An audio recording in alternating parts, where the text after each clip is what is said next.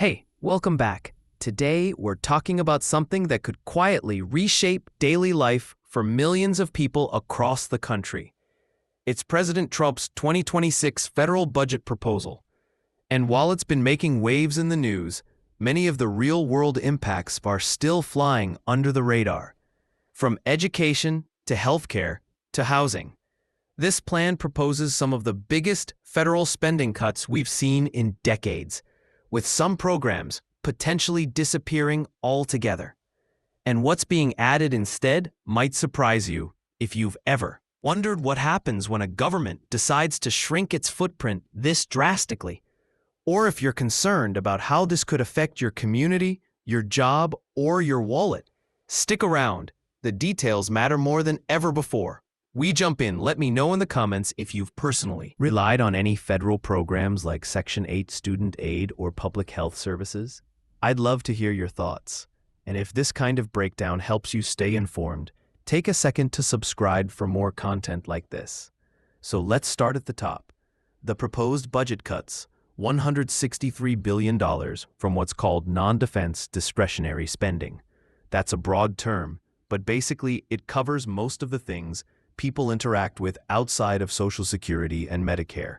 Think education, housing, science, health, the arts, and foreign aid.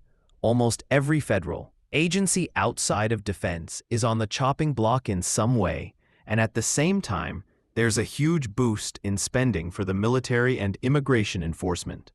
The Pentagon would get a 13% increase, pushing the defense budget to a record $1 trillion. That's on top of another $175 billion going toward border enforcement. Including the wall deportations and expanding detention space, you can see where the money is being shifted from domestic services to national defense and border control. Now let's talk about education. The Department of Education is facing a 15% cut, about $12 billion. That's going to hit programs that support students who are already at a disadvantage. Programs like TRIO and Gear Up, which help first-generation college students, would be slashed. Federal work-study programs, funding for English learners, and adult education would also take a big hit, even though some funding for special education in Title I is being preserved. The rest of the support systems around them are being gutted.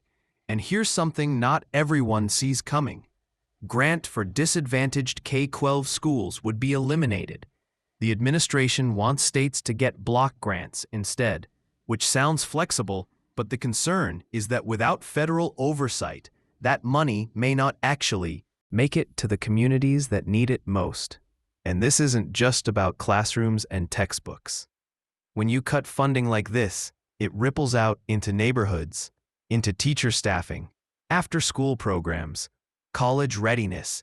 These are the types of cuts that can widen the gap between well-funded districts and schools that are already struggling to keep the lights on. Now you might be thinking, what about things like the arts or scientific research? Areas we don't always hear about, but still matter. Those too are in the crosshairs. The National Endowment for the Proposal and Wish List. The National Endowment for the Proposal and Wish List are in the crosshairs. Arts, the National Endowment for the Humanities and the Institute of Museum and Library Services would be eliminated entirely. That means local libraries, small-town museums, and arts nonprofits, many of which already run on shoestring budgets, could be forced to shut their doors or scale back dramatically. And the National Science Foundation, that's seeing a 56% cut. Whole categories of research, especially in the social sciences, would be wiped out. NASA isn't spared either. Major programs like Aramis and the Orion capsule are being canceled in favor of private Mars missions, which many see as benefiting companies like SpaceX rather than the public as a whole. Also, what does this mean for health? Well, the Centers for Disease Control and Prevention would lose half its budget.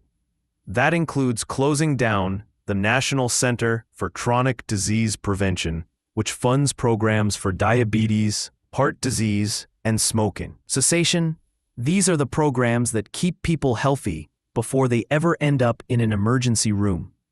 Once you take that away, it's harder and often more expensive to deal with these issues down the line. The National Institutes of Health is also looking at an $18 billion cut. Several institutes would be eliminated altogether.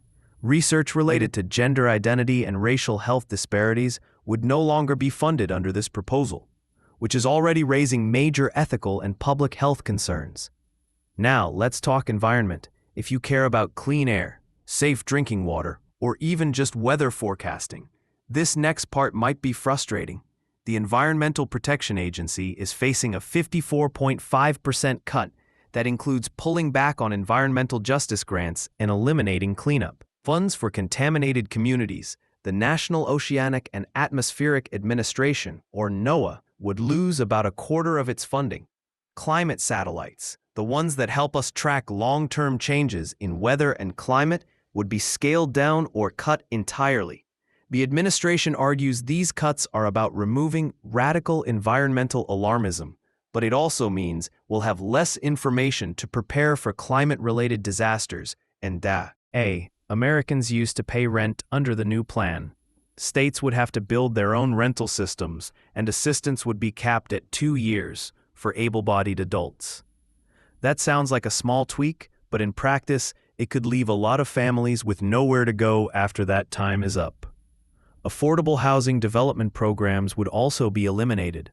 So would community development block grants, the ones used to build parks, repair sidewalks, and support local businesses in underserved areas. It's not just housing that's affected, it's the whole fabric of neighborhood support programs that help the elderly and disabled, like heating and cooling assistance, are being cut too. For many seniors, that's the difference between being safe in a heat wave or winter storm or not. These aren't flashy programs, but they've been quietly helping people stay in their homes and stay healthy for years. Foreign aid is also being slashed. The State Department would lose 84% of its funding. That means less money for humanitarian relief, fewer educational exchanges like Fulbright, and no more economic assistance to developing countries. These cuts also affect America's role abroad. Critics say it signals a retreat from global leadership, giving other countries like China more influence in regions where the U.S. once led. So then, why is this all happening? Supporters of the budget say the goal is to cut waste, fight ideological overreach in government, and get serious about the national debt, which now stands at over $36 trillion. They argue that we can't keep funding every program forever, and that it's time for a leaner, more focused government that puts national security first. But critics see something very different. They say this budget isn't just about money, it's about values. What gets cut and what gets funded tells a story about priorities, and in this case, the story seems to be that public services, education, housing, and healthcare are being traded for military expansion and stricter border enforcement. Some lawmakers, even within Trump's own party, are pushing back. They're calling out specific cuts, saying they go too far. Senator Susan Collins has criticized the energy assistance cuts. Senator Roger Wicker says the defense budget isn't actually keeping pace with inflation. And Mitch McConnell has gone so far as to accuse the White House of playing budget gimmicks. So then what does this all mean for you? If you work in public health, education, research, housing, or the arts, these proposals could directly impact your job, your funding, or your organization's ability to operate. If you rely on rental assistance, student aid, or local health clinics, you could see more hurdles, longer wait lists, or even closures. And even if you don't use these approach, do you think the government is trying to do too much or not enough? And are there cuts you actually agree with? Let me know down in the comments. And I know a lot of people here share your same concerns. If you found this helpful or learned something new today, hit that subscribe button and share this with someone who might be affected by the changes. The more informed we are, the better decisions we can make and the better questions we can ask. Thanks for spending this time with me, and take care until next time.